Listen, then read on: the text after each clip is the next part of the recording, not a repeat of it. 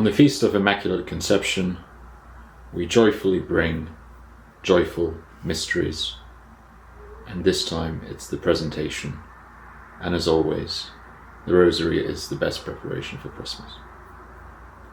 The presentation.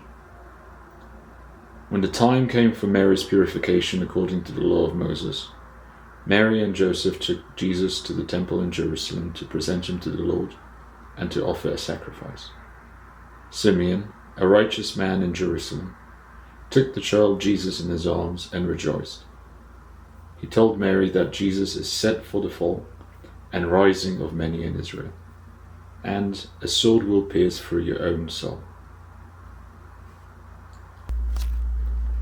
Here we see the faithfulness and humility of Joseph and Mary, who, though their son was and is the second person of the Blessed Trinity, obeyed the law of God faithfully and completely.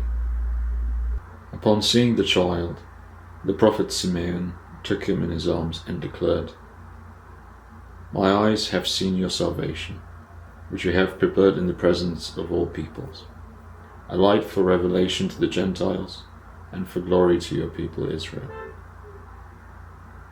His words harken back to Isaiah's prophecies concerning the coming of the Messiah, such as, "Break forth together into singing, you waste places of Jerusalem, for the Lord has comforted his people.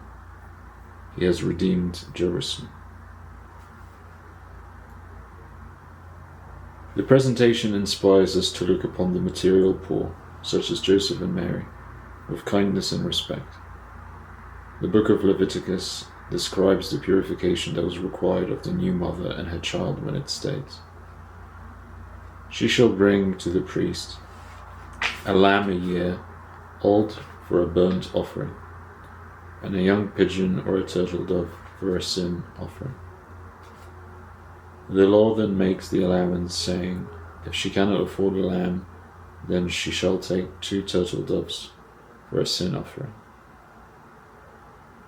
There they were, the virginal mother and foster father of God, as well as God himself, the 3 most important individuals walking the face of the earth, unable to afford a year-old lamb. May we see past the poverty of our brethren and see them for who they truly are, the sons and daughters of God. As you go about your day, watch for someone in need, and then do something to help them. Jesus touched the lives of the most lowly. He reached out to his neighbors.